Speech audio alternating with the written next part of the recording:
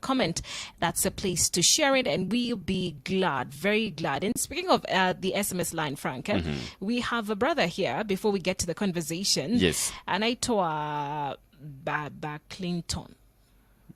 Baba Clinton. Anasemaje yani? Ako ndani kwa mpigo. Tena zaidi. With the queen. Ndani ya Galilaya Express shop. Oh, all right. Galilaya too. Thank you so much, Calvin Kea. Calvin Kea from Kuisero. Ama ni Huisero. Umesemaje? Kuisero. No. Huisero. Huisero. That's okay, how you say it. Basi Huisero. Anatupata. Anasema Gotea Sharon. Thank you. God bless you so much, my brother. All right, straight to the conversation, Frank. Before you quit your job. Yes.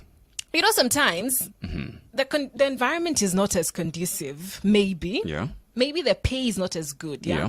And you think, nikaweza tu kutoka hapa. And sometimes we make very rash decisions without thinking very well. Yes. And for that reason, we have Keith with us today to help us.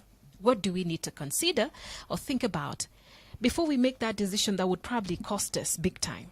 Yeah. Good morning, Keith. Good morning. Hi, guys. Very well. I'm glad to be here. Karibu. So I'm so thankful to be here, and I heard you say, Kwiwa?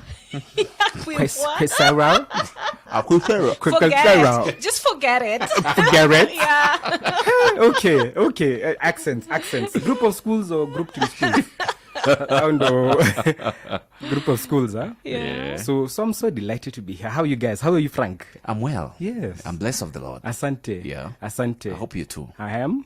And I'm glad to see a Chelsea fan smiling. Yes. It's As a joy of the Lord. Yes. The big team. The big team. All right. Team 5.0. Lakini wacha tuendelee. Let's get to the conversation, Let's continue guys. the conversation. Yeah. Things might go south. Asante. It's actually going south. It's going south, eh? Chelsea south. So, as we get to this conversation, right. What makes people to quit their jobs? Let's begin from there. Even guys can post on air, as in on your platforms. Right. What are some of the reasons that causes people to quit their jobs? Top of the list is pay. Another one is toxic environment. Frank? What makes people quit their jobs? I think, dissatisfaction. Yeah. Maybe bosses or colleagues are not able to deal with. Yeah. Maybe just excitement to be their own boss. Yes. Yeah, that's actually a big one. Be your own boss. Your own boss is a big conversation. Yes. Yeah. And it's the assumption or the belief that entrepreneurship is easy. Right. Watching these shows online and there are a lot of podcasts around, moving around on make 50,000 from home. Yes. You know, Yeah. such beliefs makes people to think that my job is my worst enemy to my progress. And to start us off on this conversation, I'd like to read for us a verse. Proverbs chapter 14, verse 15 to 16 says, "The simple believes every word, but the prudent considers well his steps. A wise man fears and departs from evil, but a fool rages and is self-confident." That's Proverbs? Proverbs chapter 14, verse 15 to 16. Okay. I'd like us to focus on the simple believes every word, but the prudent considers well his steps. So to be prudent is to think through and consider all the consequences and the outcomes of a certain decision. I like to say that wisdom is doing something now you'll be happy with later.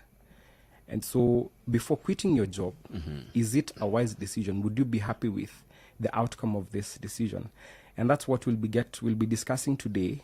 What are some of those things you need to think through and answer before you get to quit your job? I've been in the entrepreneurship world for now 15 years, and I have seen people make bad decisions where they quit their job in order to start a business.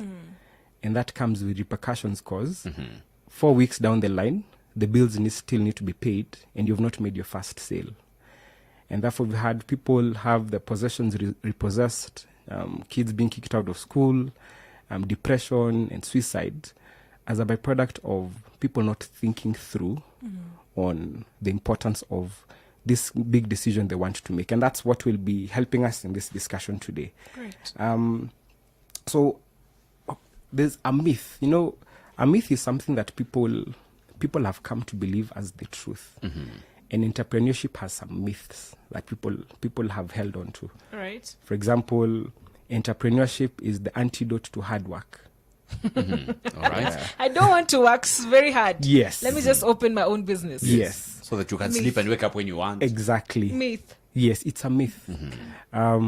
We get to see, I normally say that you get to see someone's highlight, but you're not present during the lowlights. And so the day you get to see them waking up as you think, the time they want to, that's after how many years of labor. Yeah. And so that's one. The other one is that entrepreneurship is the end of someone's financial struggles. And therefore, my job is not paying enough. I'll start my own biashara and make more. And experience from the corporate world in entrepreneurship, you'll first, when you're employed, the bank comes to you. When you're self-employed, you go to the bank. Okay. When you have a pay slip, because your income is consistent and predictable, the So you start working for the bank. Yes. And so when you're an entrepreneur, you suddenly become a self-employed person, an employed person without a salary, an assured salary. So you take your money to the bank. Yes. You're the one who goes to the bank. You It go to the doesn't bank. come to you. Yes. But once the bank is able to see that you have consistent income, what happens? They come knocking at your door with all these Yeah. Products. So entrepreneurship is not the antidote to financial problems. It actually can be the beginning of your financial woes if you didn't think through. Okay. Okay? So some of those questions you need to think through is it time? And now this brings us to another level of a human being. Man is a spirit, he has a soul, and he lives in a body. With your spirit, you contact the spiritual realm. With your soul, you get to interact with the will, intellect, and information, relationships. And in your body, that's where you interact with the physical realm. In your spirit, you are a priest. In your soul, you're a son, relationships. And in your body, you're a king. As you filter this decision on whether or not to continue working, have you filtered it through these three levels? In your priesthood, have you prayed about it? Have you taken time to fast and pray? What does scripture have to say about the decision you're about to make? In your relationships, are there people that you get to scan through certain ideas that you have when you're just about to jump into a decision? Are there people that you've allowed to question? I always ask people these 4 questions to answer authentically and regularly, which is, number 1, who's holding your hand? Okay? Who's that person who's ahead of you that you get to allow to question and to help you audit your decisions? Number 2, whose hand are you holding? Are there people that you're mentoring and allowing yourself to empty yourself into their lives? Number 3, when was the last time you guys met? Number 4, what are they keeping you accountable to work on? So with those 4 questions, with this decision or desire to quit your job, whose hand are you holding? And what do they have to say about this decision? Jethro had Moses. Timothy had Paul. Joshua had Moses. So the question is, Ruth had Naomi. David had Nathan. Okay? And David also had Samuel. Who's your Joshua? Who's your Jethro? Why this is important is sometimes you can have a perception which is not reality. You get to, and social media is not helping us at all. Yes. Because social media gets to post the highlights of people and downplay their lowlights. That's right. I once traveled to do a training out of town actually, and the training was to start at 7 a.m. And to get to the training station by 7, I had to leave the house by 5. The training was very successful, and at lunch hour, we got to sit with these dignitaries, and it was very successful. And I took a photo and posted it on my status. if someone was to look at that photo and imagine that entrepreneurship pays, they'll feel depressed thinking that their lives are not working. Yeah. And yet I didn't post being on the road for almost 5 hours in darkness. Social media is contributing to a lot of premature pressure. And as we get to this, whoever who's listening, yes, one of the greatest causes of our discouragement is trying to be like a person in an instant what they became through a process. The entrepreneurs that you see who are doing well and flying the world over didn't begin with flying the world over. Yes. They began with the low moments where no one celebrated them, no one gave them an opportunity, no one celebrated them. So trying to be like a person in an instant, what they became through a process. Or trying to be like a person in a moment, what they've built through a momentum. The boss that you look at and think he earns all the money, before he could get to that level, I would encourage you, look for them and ask them, how was it starting out? And I have this business idea. What can't I see? Yeah. All right. You talked of, you mentioned time. Yes. The first question to come to someone's mind, is it time? Yes. How can one tell that it's time? Time. Time is such a dicey topic. The two types of time. There's chronos, the Greek word for chronos, and kairos. Chronos is the chronological, where we get the word chronology, which is AM and PM. Yeah. Okay, and that we get to have every other day. But kairos is the timing of God, the ordained season where God wants something done. And how you get to know if it's time, one of the ways to know that is how have you been managing your chronos? Because it is your management of day to day that sets you up for your promotion eventually. If you get to mismanage your day-to-day activities, then even the God-ordained opportunity, when it comes, you'll be disqualified for it. And Luke chapter 6, verse 12 talks about faithfulness. You cannot have this conversation on is it time? Or let me get to this verse. Luke chapter 6, verse 12. Luke chapter 6, verse 12. Did you get it? Or could I read it? You could read it for us. One of those days, Jesus went out to a mountainside to pray and spent the night praying to God. When the morning came, he called his disciples to him and chose 12 of them, whom he also designated apostles. Thank you. So notice, how did Jesus know when it was time whom to pick? It was after prayer. It was after prayer. So one of the ways to know if it's time, it's in the place of prayer. Because Christ didn't choose his disciples when he was 12. He did it when he was 32. Yes. Doing the right thing at the wrong time is doing the wrong thing. You remember the story of Gehazi and Elisha? Yeah. Gehazi, for those who don't know the story, Gehazi was a servant to, let me call it an employee of Elisha. And he'd served over all these years. Then suddenly, an opportunity came up and to reward his boss, which is Elisha. But Elisha turned down the opportunity and said, it's not yet. He said, no, I won't take your resources from Naaman. Gehazi looking back and saying, you know what, how could he turn down such a big opportunity? So as Naaman was walking away, Gehazi ran after him and came back and said, my master said, actually, he's changed his mind. Let's bag this gold and keep it to ourselves. Just as you can be working under someone and without consulting them, you go behind their back and consult a client and make transactions on behalf of the company. Lack of faithfulness. And so in response to that decision, Elisha asked Gehazi, is it time? He didn't ask him, why did you take the money? Yes. And when it comes to quitting your job, is it time? Has God allowed you to quit, or have you told yourself? We've said this, and we said this for the last 2 weeks, that faithfulness is doing the last thing God told you to do. And Proverbs 28 verse 20 says that a faithful man will abound in the blessing. I like to use the illustration of if God has called you to wipe a table, you wipe that table until he says it's time to move to the next assignment. That is faithfulness. If he left you wiping a table, he should find you wiping it and not looking around and saying, you know, I can actually work with computers. That is lack of. I can bring food on the table. And so why is this important? Because favor is a byproduct of faithfulness.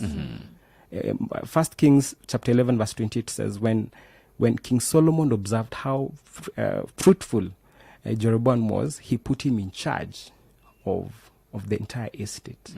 So in his faithfulness, he set himself up for a promotion. So we're talking about time. So have you been faithful over the little? Have you been faithful? That's in the book of Luke. Have you been faithful over the little? Have you been faithful over someone else's property? Have you been faithful over your resources? That's the interview God gets to help get us to sit through every other day without our knowledge. Yes. All right. Yeah. And speaking about the misconceptions, Keith, Yes. of about entrepreneurship, I mean, does owning your business make you free? Okay. Not exactly. Do I have to be? That's one, and then Yeah. the next one is: do I need to be, to go through some training or sorts in order for me to manage my business? Yes. Imagine with me, let me use a story. Stories works very well. There's a time I was working for a company, and we had a certain driver who used to take us around for our errands. And he used to do it so well and so efficiently that they could do it thoughtlessly, and we could sleep during the trips. Then something came up that the driver was not available to do his job. Then a co-driver who used to most of the time not pay attention to the trip was suddenly the driver. And in that case, what happened was a trip that used to take 15 minutes ended up taking like an hour because he didn't know the routes. And so this is a case scenario of what happens when you're put in the driver's seat without being trained to take up the driver's seat. Being a CEO is sitting on the driver's seat. If you've never had an opportunity to sit under someone and watch their decision making, then you'll have the same scenario as I mentioned earlier. Secondly, have you become so faithful that the company cannot replace you? The company cannot replace you. Is your resignation letter a good news to the company or bad news? You can even test yourself. Would you be that someone when you say, here's my resignation letter, people are like, finally, where are your bags? Let me sign it. Let me sign it for you. Okay? Are you that kind of person? People are like, finally, the Lord has come through. The Lord has heard our prayers. The Lord has heard our prayers. Or would it come to the place where your resignation letter summons a boardroom meeting? They're like, what don't you have? What have you not What do done? you want? What do you want? If you've not reached that kind of level, it's not yet time. If you've not reached a place where the owner of a business would trust you with his decision making, if you've not reached a place where you're only engaged in what you do and not what you think, you're not ready to think for yourself in a company. Because entrepreneurship has a lot of decision making. Okay. And if you've never served under someone until they feel you're ready to serve or you're ready to take up their job, when you start your own job, it will be quite turbulent. Premier League. Yes. Arsenal and Man City, and I can see you're lighting up. Yes. These two teams, the top two teams, Mike Arteta, the coach for Arsenal, was a deputy to Pep for many years. Yeah. And after a few years of serving under a master, he became ready to lead his own team. Yes. And what can you say about the football? What's your thought on, apart from Chelsea, what's your thought on these two, what do you call it, this race between these two top teams? The team, it's hot. Yes. It's competitive. Yes. Because both teams, the players are good. Yes. And it can tell that what happens behind the scenes. Yes. When it comes to training and, having the skills from their master. Yes. It really works out well. Yes. Yeah.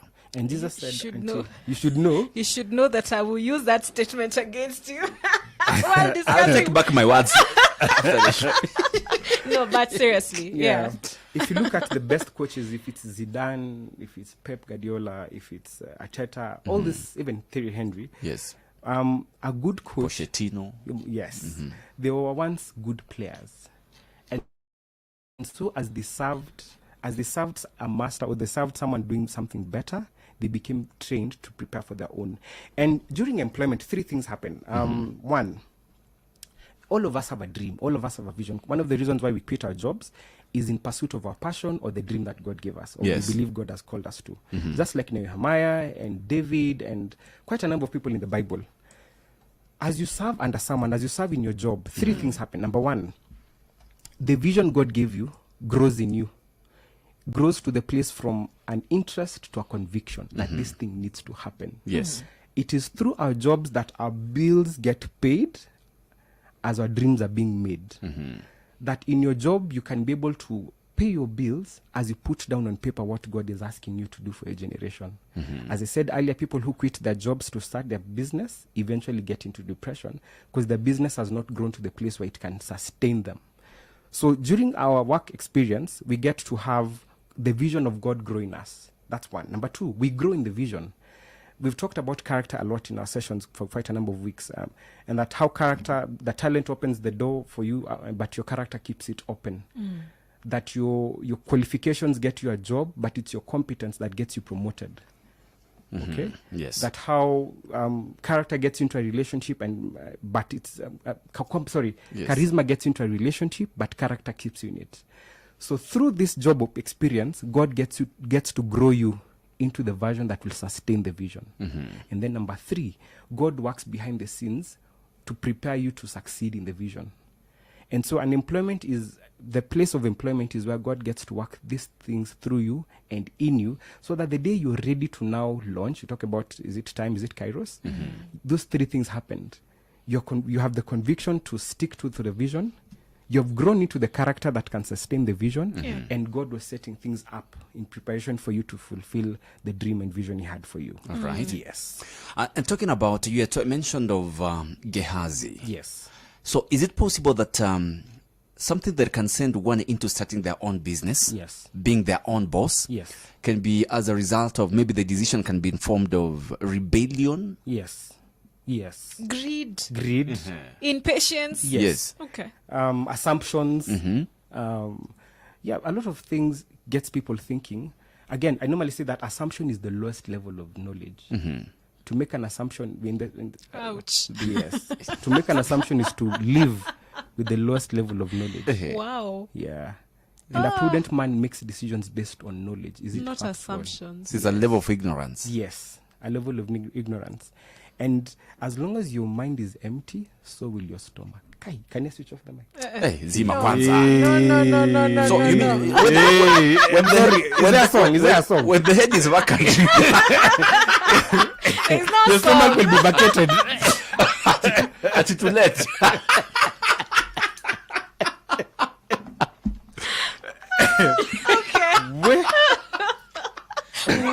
Violence. As you feed your mind, and it will feed your stomach. Employment is an opportunity for someone to pay you to learn. Because when you learn, you can feed your own stomach by yourself. We talked about how people climb the corporate ladder. I've watched this, that you begin as a servant. When you're a faithful servant, you graduate and you become a student. Yes. Now you've understood the instructions. The servant is told what to do, and there's no explanation to it. So when you graduate from being a servant to a student, now you understand the instruction behind the thought process behind the instruction. For example, if you're the catering industry, when you enter as a servant, you'll be told, arrange the chairs in a straight line. Yes. No questions. Yeah. When you do it long enough, then you get to either be explained to, or you get to understand order.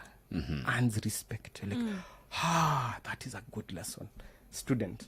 When you graduate as a student, you now move to the place I call a steward, where the owner of the property now gets to delegate more decisions to you than they do. Yes. There's a natural transition happening between the two. And then finally, when you graduate as a student, now steward, now you become a son. And I believe Proverbs 17:12 says that a servant who acts in wisdom will share the inheritance among sons who act in shame. Yes.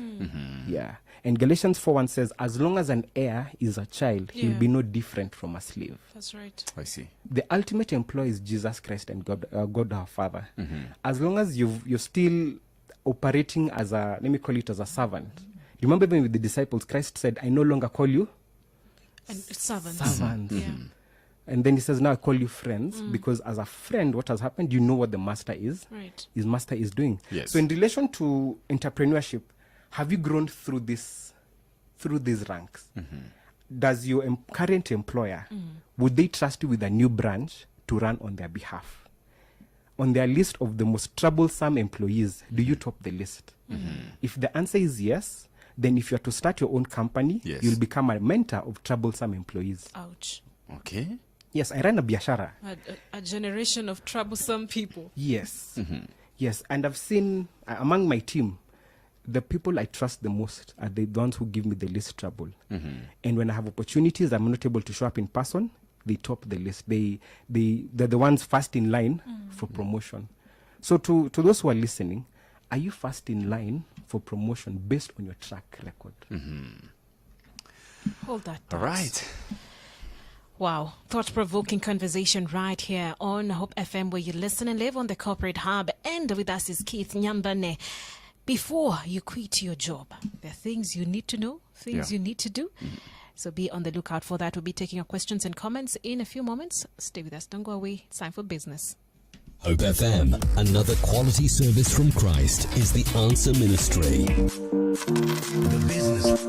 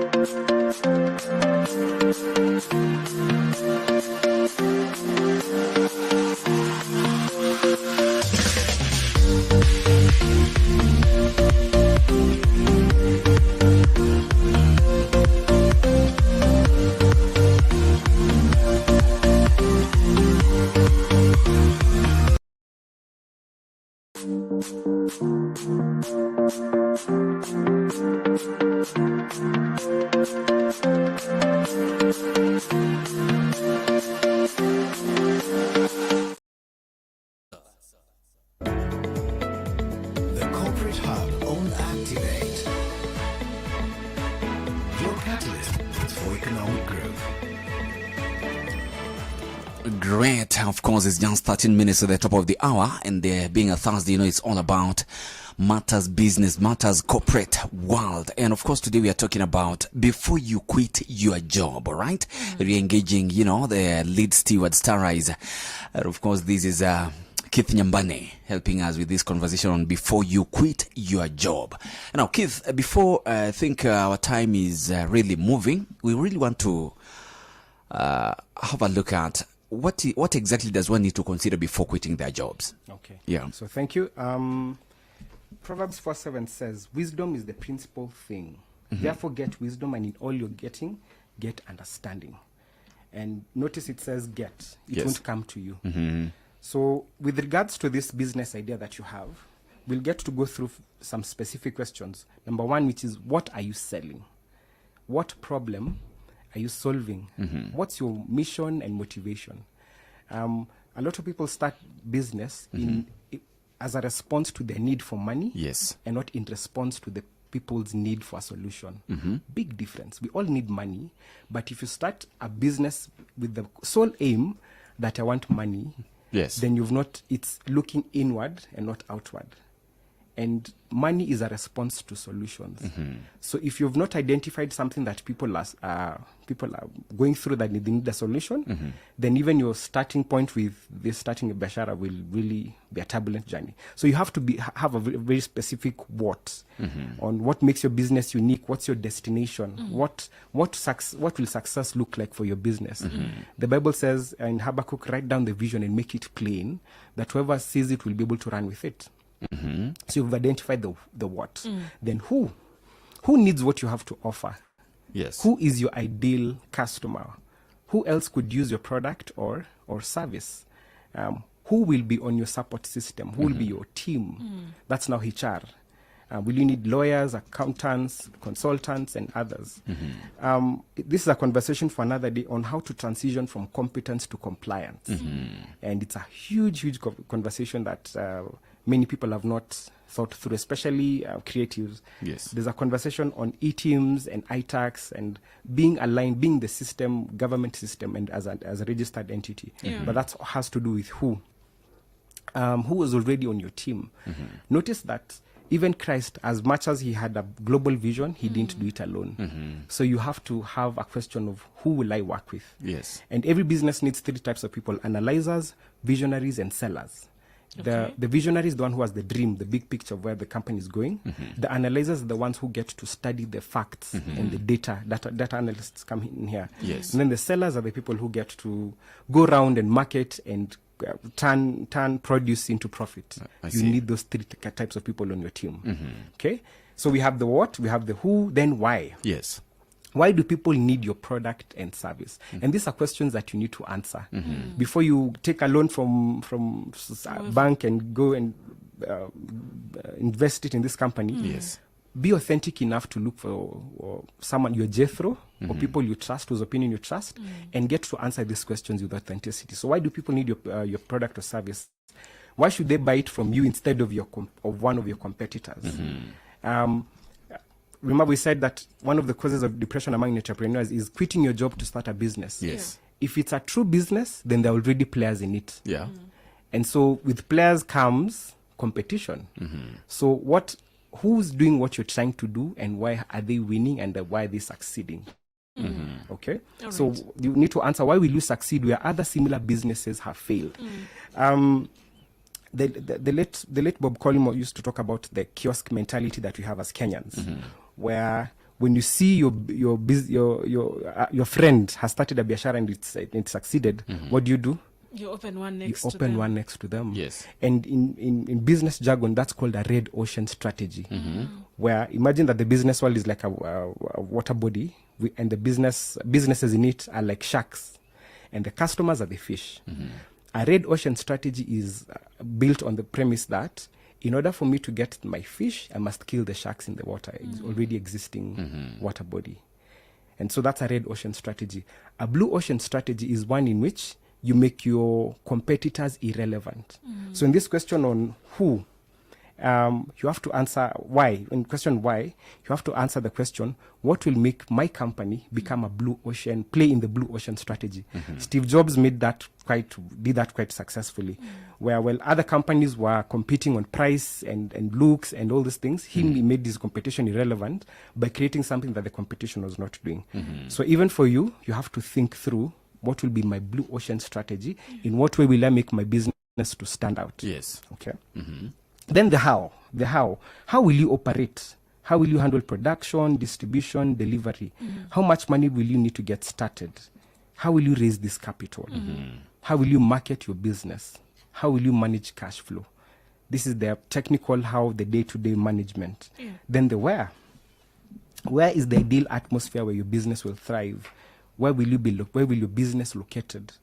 Where will potential customers learn about what you're offering?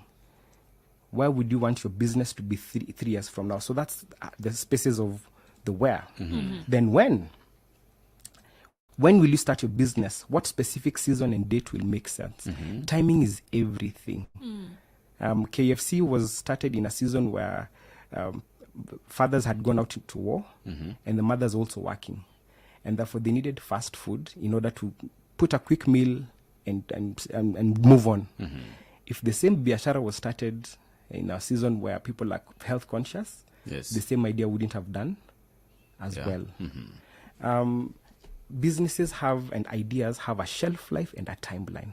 For the believer, you have the privilege of having God on your boardroom, that he gets to, in Hebrews 11:17, I believe, says 7, that by faith Noah built an ark for the saving of his family. Yes. And by that he was able to condemn the world, and he was commended as righteous. And so in a relationship with God, God gets to show you the when. And we have Jesus Christ as the model, that in his place of prayer, he was able to know. There's a time he was invited to do a miracle and said, it's not always time for me. It's not a time for me to show up. Yes.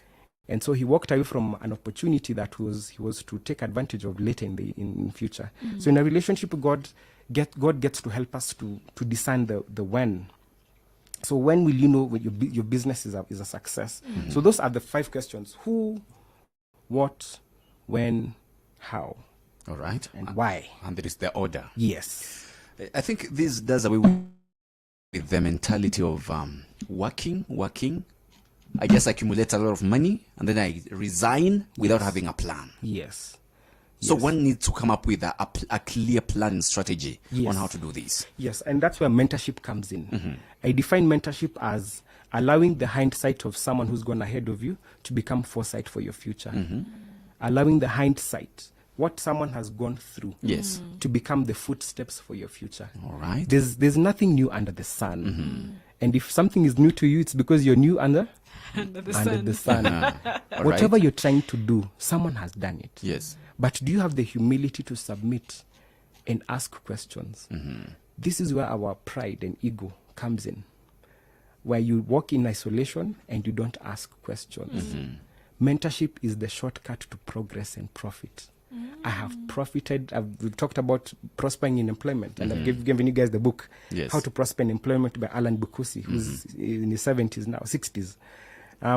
Reading that book in my 20s helped me to submit under the employers I had back then, to realize that it doesn't matter what I'm being paid, am I outgrowing the job? If I'm outgrowing the job, then my pay must catch up. Had I quit my job prematurely, thinking that I want to start my own business, I wouldn't have done it. I've done it with the excellence I do it today. Because having served under different employers gave me lessons that I'm using today to build, to run my own business. I have never been fired. I've always outgrown my business, my job descriptions in every company I've worked in. And that kind of training set me up for my own success. Right. So what I'm saying is mentorship. Yes. Submit under people who've gone ahead and they're willing to share their scars and their victories with you. All right. Yes. Thank you. The other time, just to mention something you had mentioned the other day about there's the point of having to know when you're ready to quit is having to replace yourself first. Yes. And that I feel really stood out. Yes.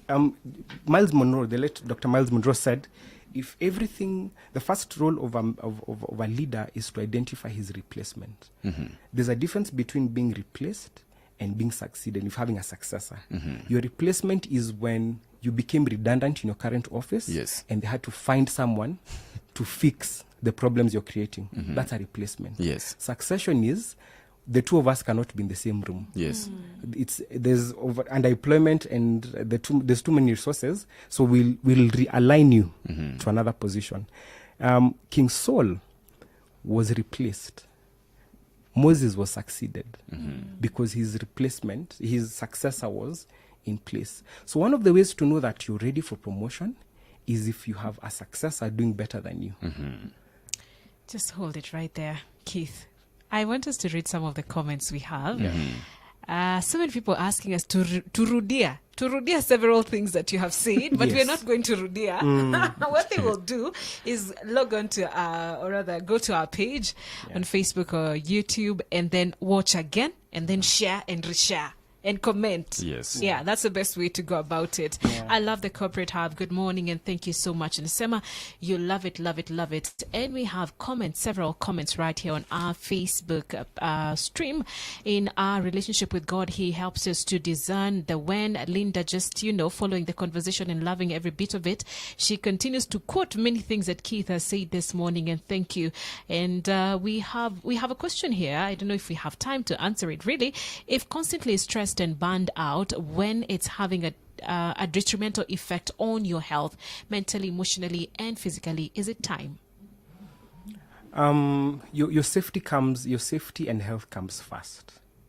Okay. Yeah. As we said, filter this decision through trusted people, and a trusted person will ask you, okay, I hear what you're saying. Where are you going next? Now that it's true, this is a toxic environment. What's your plan for sustaining yourself to replace your current salary? Right. So the quitting, you can quit any day. Question, you're quitting to do what? Need a plan. You need a plan. And Proverbs 21 verse 5 says that the plan of the diligent leads to plenty. So it's not enough to just quit. All right. Thank you. Yeah. Our time is pretty much well spent. Helen Moore, thank you. Great conversation. So much to take home. Blessings to you. And thank you. Your mom is here cheering you on. Dr. Rhoda. Thank you. Good morning and thank you for making time to be with us. Thank you. Thank you for coming. Asante. Could I one last statement? One yes, statement. A statement. I wrote this down. Wisdom is the bridge between your dreams and your fulfillment. Okay. The lower or more deficient you are of wisdom, the wider the distance and the longer the time it will take for you to accomplish your dreams. So in all you're getting, get understanding. So my challenge to everyone who's listening, when was the last time you sat under someone who made you feel foolish? So consistently feeling foolish. It's a good thing. It's a good thing. That's how we wrap it up. Thank you, Keith. Thank you for Always a pleasure to have you. Thank you. Our time is good. Okay, we will make our declaration today from Psalm 37, verse 23 to 24. The steps of a good man are ordered by the Lord, and he delights in his ways. Though he fall, he shall not be utterly cast down, for the Lord upholds him with his right hand. May the Lord uphold you today. Amen. Sharon Aitorre Wangenye. Favored Frank, bye-bye. Hope FM. It's now 9 a.m. Listen.